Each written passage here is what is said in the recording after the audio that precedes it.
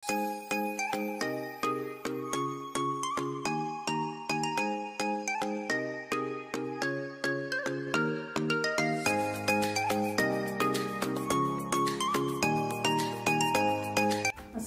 warahmatullahi wabarakatuh dan selamat pagi. Perkenalkan, nama saya Nur Samsia, SK Nurse MKes, NIDN 0902-128903. Universitas Indonesia Timur, Makassar merupakan tempat saya berhome base sebagai dosen, tepatnya pada program studi Ilmu Keperawatan Fakultas Keperawatan. Pada kesempatan ini, saya akan memaparkan mata kuliah yang saya ampuh pada program studi Ilmu Keperawatan, yaitu mata kuliah Keperawatan Maternitas 2.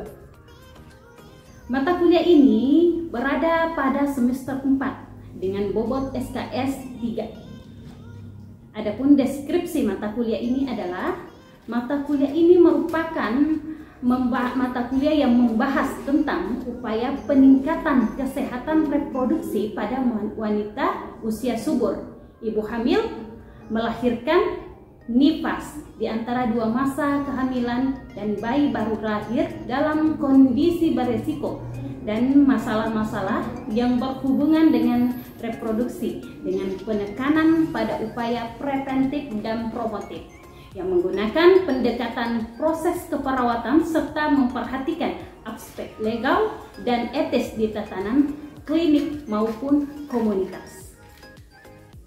Baik, adapun capaian pembelajaran dari mata kuliah yang saya ampuh, yaitu Keperawatan Maternitas 2 adalah: yang pertama, melakukan asuhan keperawatan wanita usia subur, pasangan usia subur, wanita dalam masa childbearing, dan bayinya sampai usia 28 hari dalam kondisi beresiko, beserta keluarga dengan memperhatikan aspek legal serta etis.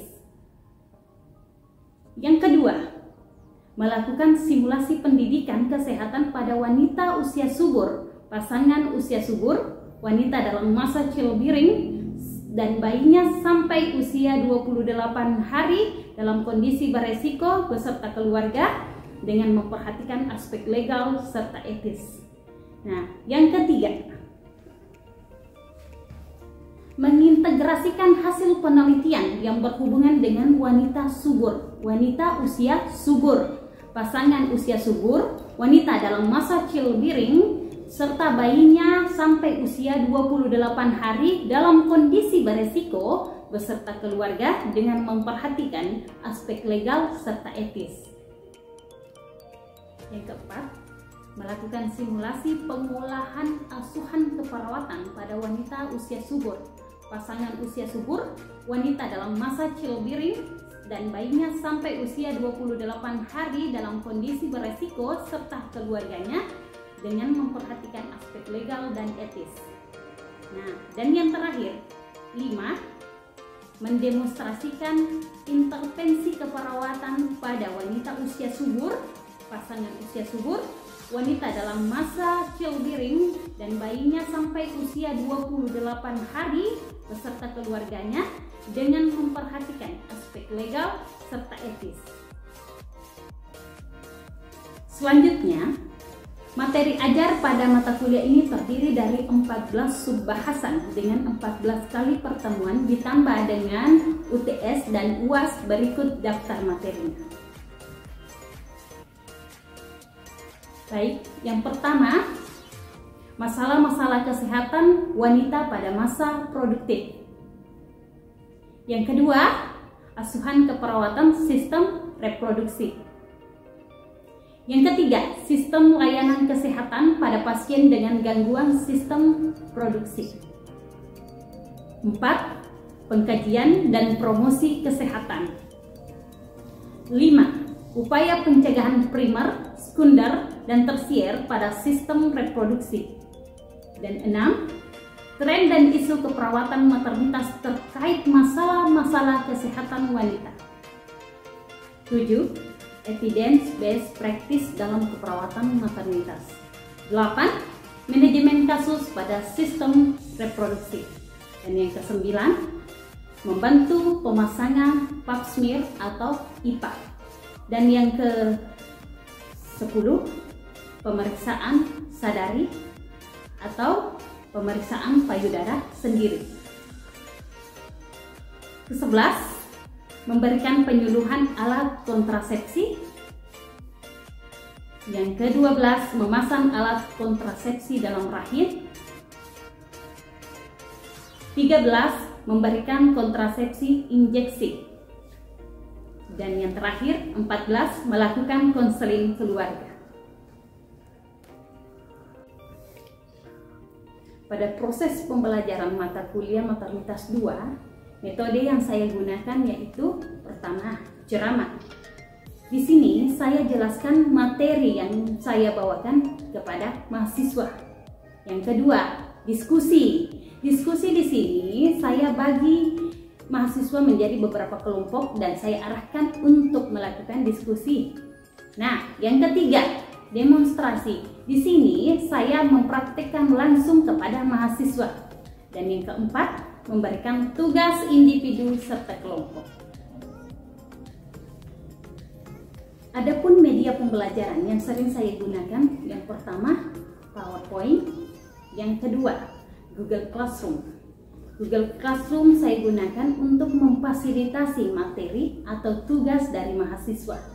Yang ketiga, Google Meet, dan yang keempat, Google Zoom. Kedua ini saya gunakan untuk pembelajaran secara daring. Nah, yang keempat, Google Form sebagai media untuk evaluasi pembelajaran seperti ujian. Berikut saya tampilkan proses pembelajaran yang saya lakukan pada mata kuliah keperawatan maternitas 2 dengan menggunakan metode ceramah dan demonstrasi. Assalamualaikum warahmatullahi wabarakatuh. Waalaikumsalam warahmatullahi wabarakatuh. Selamat siang. Bagaimana kabarnya adik-adik hari ini? Alhamdulillah. Karena kita diberikan nikmat kesehatan, maka saya mengajak kepada adik-adik sejenak untuk berdoa kepada Tuhan Yang Maha Esa. Mari kita mulai. Selesai. Oke, saya absen dulu. Ketua tingkat ada yang tidak hadir? Ada Bu, satu atas nama Prayoga, izin ini. Oh iya. Prayoga, oh iya. Izin ini? Iya Bu.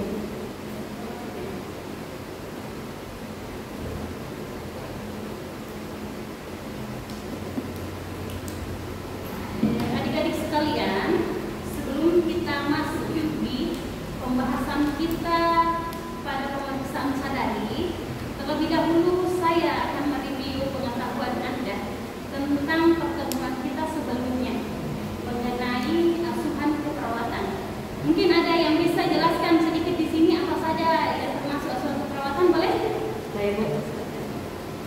Saya akan mereview pertemuan minggu lalu yaitu tentang skep sistem reproduksi yang terdiri dari pengkajian, diagnosa keperawatan, perencanaan, implementasi, evaluasi keperawatan, serta dokumentasi asuhan keperawatan. Nah, jadi itu tadi ya yang review pertemuan kita minggu lalu mengenai asuhan Perawatan. Oke, paham sampai situ ya? Paham Bu. Bagaimana? Kita siap lanjut materinya? Di sini di monitor kita lihat di sini ya adalah keperawatan maternitas 2 mengenai pemeriksaan sadari. Sebelum kita masuk mengenai pemeriksaan sadari, saya tanya dulu di sini. Ada yang tahu apa itu sadari? Ada yang tahu apa itu sadari? Ada yang tahu itu sadari apa? Saya jelaskan sedikit ya. Sadari itu kepanjangan dari pemeriksaan payudara sendiri. Bisa diulang apa tadi? Ya, itu kepanjangannya. Sedangkan secara etimologi, secara pengertian, sadari itu sendiri, ini ya, pemeriksaan payudara sendiri merupakan metode screening yang digunakan dalam upaya mendeteksi dini kanker payudara. Metode ini mengakibatkan wanita itu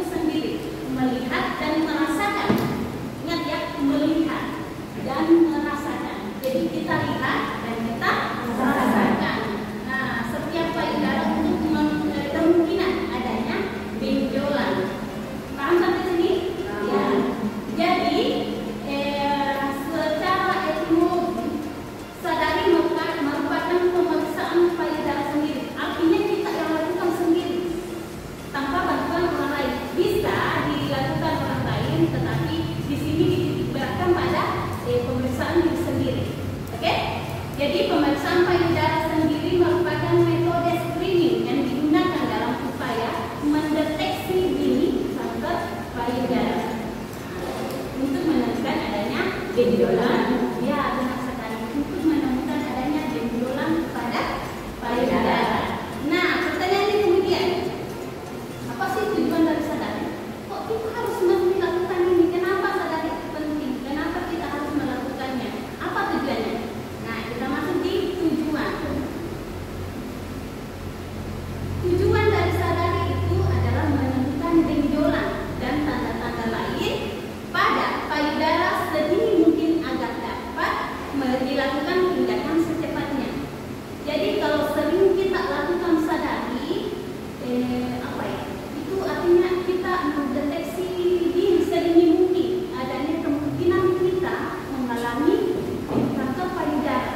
Karena sadari ini kan tadi secara etimologi adalah pemeriksaan payudara sendiri untuk menemukan adanya benjolan. Nah, benjolan. Jadi tujuannya adalah menemukan benjolan atau kelainan pada payudara.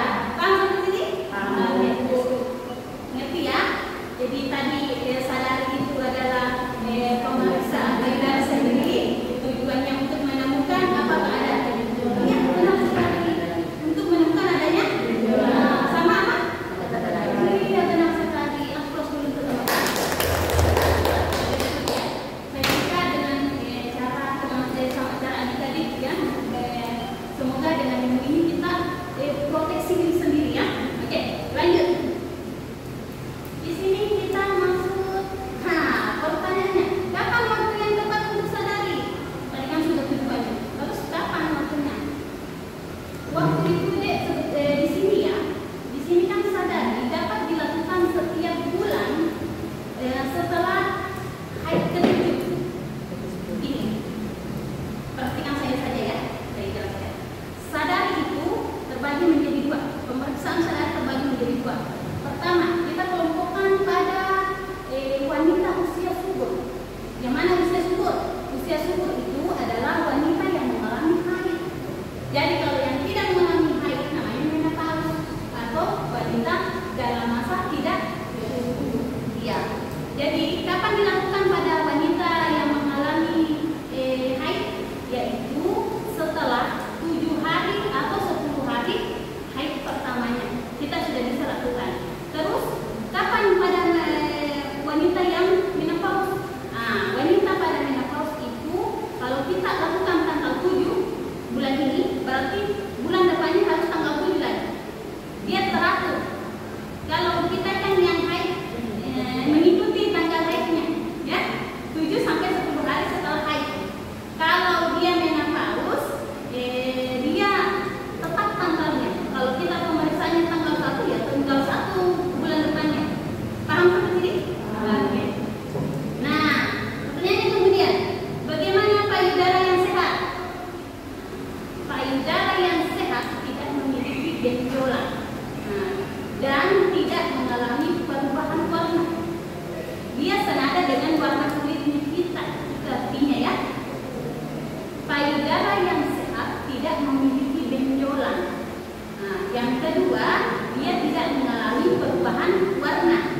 Jika disentuh atau diraba, payudara tidak terasa sakit dan tidak mengeluarkan cairan. Jadi secara di sini pengertiannya, maka kita bisa pastikan, kita bisa analisis bahwa payudara yang sehat itu yang pertama tidak ada benjolan, ya.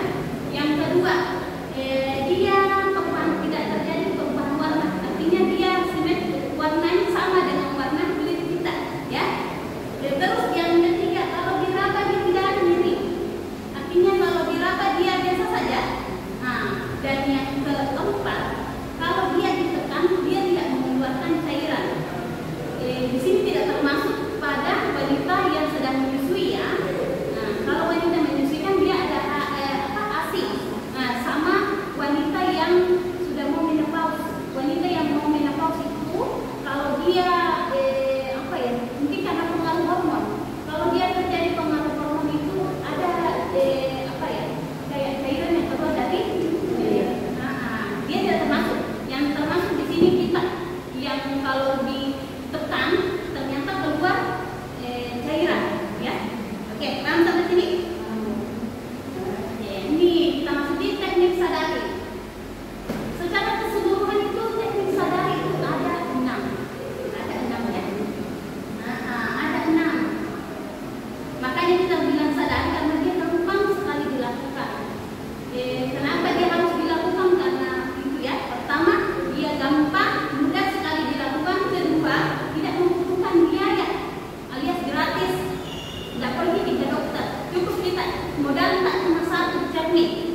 Modalnya kita cuma satu cermin. Jangan lakukan kalau tidak ada cermin, karena kita mau melihat. Ya, itu tadi yang saya jelaskan bahwa sadar itu dia berdasarkan dua hal, melihat dan meraba. Melihat dan meraba. Jadi modalnya kita itu cuma satu cermin. Nah, oke, paham. Ini teknik pertama itu kita angkat tangan ke atas ya. Kita angkat tangan ke atas. Kita berdiri tegak lurus di depan cermin. Kemudian angkat tangan ke atas. Perhatikan. Tidak pakai baju ya. Nah, bajunya dilepas. Kita perhatikan. Apakah simetris kanan dan kiri? Kalau simetris kanan dan kiri, kalau tidak simetris kanan dan kiri tidak masalah ya. Karena kebanyakan perempuan memang dia tidak sama ukuran kanan dan kiri. Nah, paham ya? Terus kita perhatikan lagi. Ada tidak perubahan warna? Ada tidak benjolan yang kelihatan? Ada tidak merah-merahnya kelihatan? Kita perhatikan di situ. Kalau dia tidak ada benjolan, warnanya tidak terjadi perubahan warna, oke, kita lurus di sana. Terus yang kedua, posisi tangan ditinggal. Kita musnahkan sedikit ke atas. Sama halnya seperti ini tadi. Cukup melihat kita belum meraba-raba ya. Cukup melihat saja. Apa setelah kita melakukan pembusungan darah seperti ini masih tidak ada benjolan yang kelihatan? Karena biasa kan kalau begini beda ya sama kita membusungkan dada. Kalau membusungkan dada biasa dia kalau ada benjolan dia akan menonjol, ya, paham? Oke, kita masuk ke tahap 3. Tahap 3 itu seperti apa? Nah, posisi tangan kiri. Kalau kita mau meraba payudara kiri, tangan kiri ke belakang kepala. Perhatikan ya, kita nanti praktek ya. Nah, tangan kiri kita diangkat ke belakang kepala ya. Terus ini tangan yang bebas kita pakai buku tangan kita ya. Kita tekan seperti ini. Rasakan, ada tidak ini? Jangan tekan saja seperti ini ya. Jangan. Kita tekan. Tidak ini. Terutama di bagian payudara atas dekat ketiak. Dekat ketiak.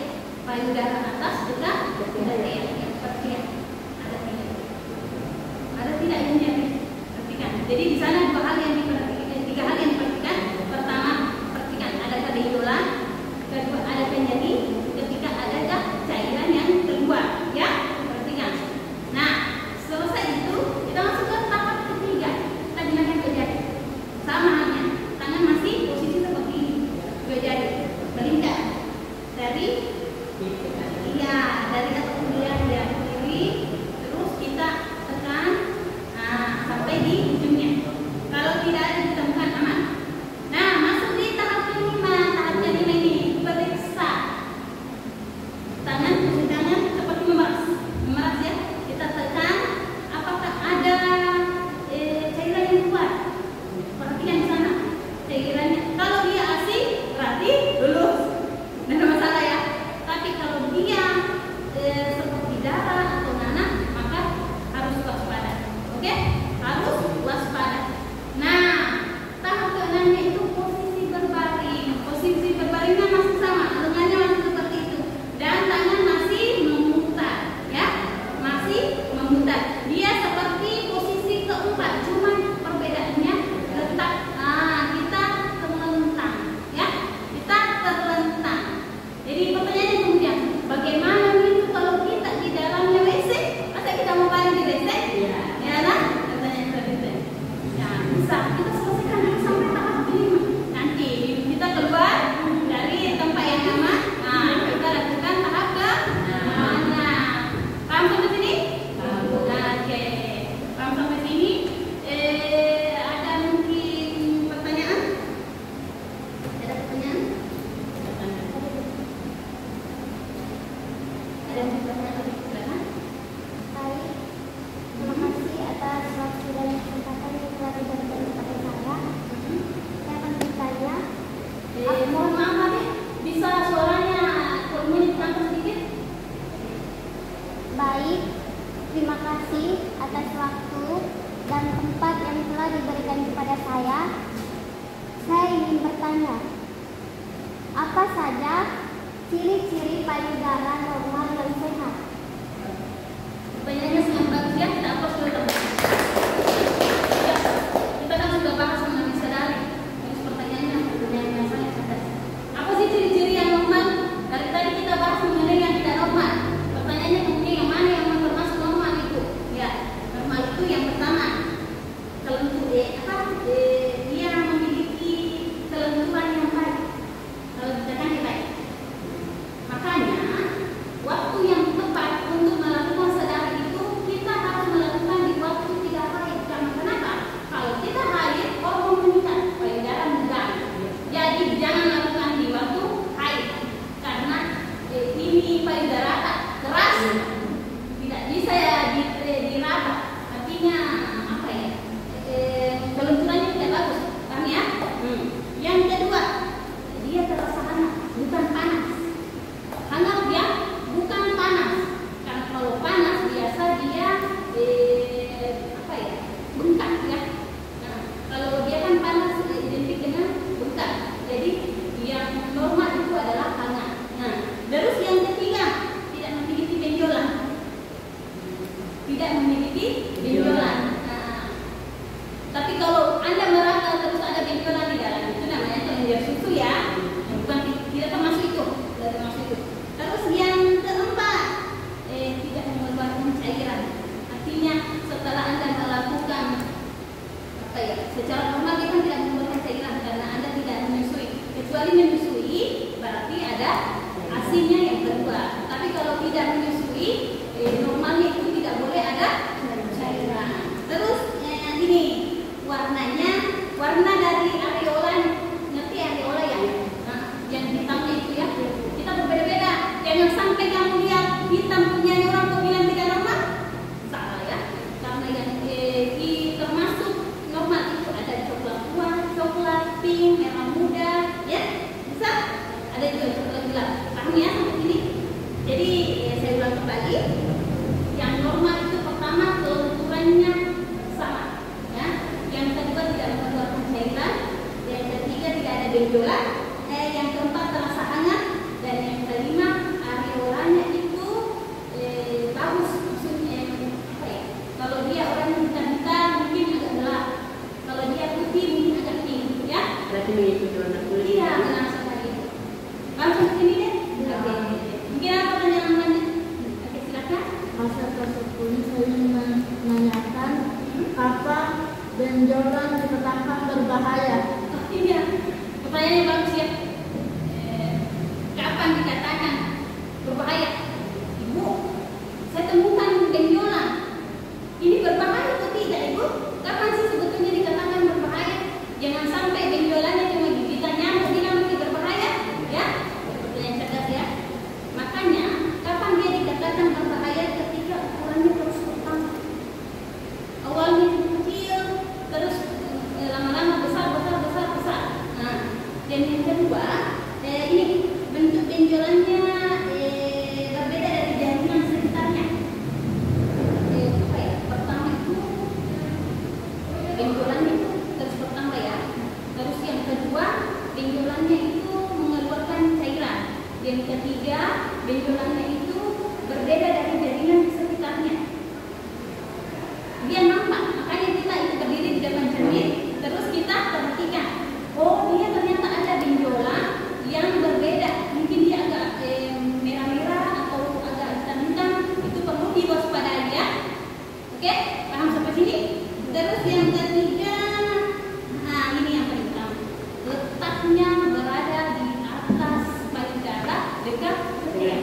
Nah, kalau dia letaknya di dekat ketiak, maka perlu diwaspadai ya. Kalau dan apa ya? Tindakan yang perlu adik-adik lakukan ketika menemukan benjolan di dalam pemeriksaan sadari ini, hal yang harus Anda lakukan adalah pergi melakukan pemeriksaan secara klinis, ya. Nah, nanti di sana diperiksa apakah dia berbahaya atau tidak. Oke, paham sampai sini? Kalau paham sampai sini kita sampai di penghujung materi ya. Nah, kita sampai di penghujung materi. Tadi sesi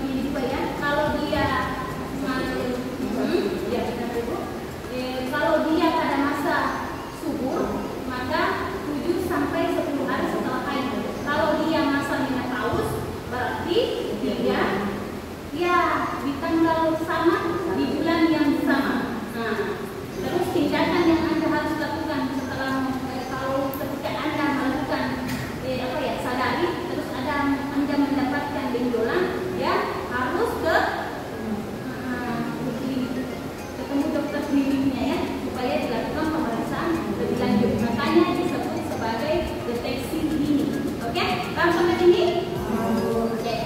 Karena kita sampai di penghujung pembahasan, sebelum saya tutup ya pertemuan ini, saya jelaskan dulu. Di sini di pertemuan minggu depan kita masuk di pemeriksaan pap smear ya, atau apa ya? Jadi bisa ya. Ini adik-adik ya, kita sudah tadi saya sudah review kembali materi kita ya, materi kita mengenai sadari. Tadi sudah ada pertanyaan dari adik-adik. Nah, saya tanya ulang, apakah sudah paham? Sudah paham ya? Adik. Kalau adik-adik sudah paham mengenai sadari, inti masalahnya di sini, maka saya akan memberi tugas kepada adik-adik melakukan pemeriksaan sadari di rumah masing-masing ya. Kemudian Anda buat dalam bentuk askep, kumpulkan kepada saya minggu depan, kita bahas kembali sedikit sebelum masuk ke materi selanjutnya. Individu, oke. Individu ya, individu tugas minggu depan itu apa tadi? Pada sebelumnya kita lakukan sekali. Jadi adik-adik tugas untuk minggu depan ya, maksudnya tugas ini ya, kita melakukan pemeriksaan sadari di rumah masing-masing. Terus kita buatkan askepnya, kita kumpul minggu depan. Nah, paham sampai sini? Selanjutnya saya review sedikit untuk materi minggu depan. Untuk minggu depan kita masuk di pemeriksaan pap smear ya. Sama yang masih berkaitan dengan screening ya. Nah, minggu depan kita masuk di pap smear. Bagaimana? Sudah tidak ada pertanyaan kan? Karena sudah tidak ada pertanyaan dan adik-adik sudah paham semua dan tugasnya sudah klik ya, tugasnya sudah klik. Saya tunggu minggu depan dan kita bertemu insyaallah minggu depan di hari yang sama dan waktu yang sama dengan membahas materi mengenai pap smear. Oke, saya tutup dulu pertemuan kita hari ini dengan mengucapkan terima kasih dan terima kasih semuanya. Silakan. Oke, semuanya sudah mengerti ya. Saya tutup dulu pertemuan kita untuk hari ini dan terima kasih atas kehadirannya semua. Selamat siang dan assalamualaikum warahmatullahi wabarakatuh. Waalaikumsalam warahmatullahi wabarakatuh. Demikian tadi cuplikan proses pembelajaran yang saya lakukan dengan menggunakan metode ceramah dan juga demonstrasi. Semoga memberikan manfaat untuk kita semua, khususnya para akademisi kesehatan maupun calon perawat, dalam memberikan asuhan keperawatan maternitas yang optimal, profesional dan sepenuh hati sebagai upaya peningkatan kesehatan reproduksi secara menyeluruh. Akhir kata, saya mohon maaf bila ada tutur kata maupun tindakan yang kurang berkenan. Pesan saya sebagai seorang akademisi dan juga seorang perawat, bahwa setiap wanita berhak memperoleh informasi dan asuhan keperawatan yang holistik. Untuk mencapai tujuan tersebut, Anda wajib mengoptimalkan ilmu dan juga pelayanan yang Anda berikan. Saya atas nama Nur Samsia Eskap Nurse MKes undur diri dan terima kasih atas perhatian Anda. Wassalamualaikum warahmatullahi wabarakatuh.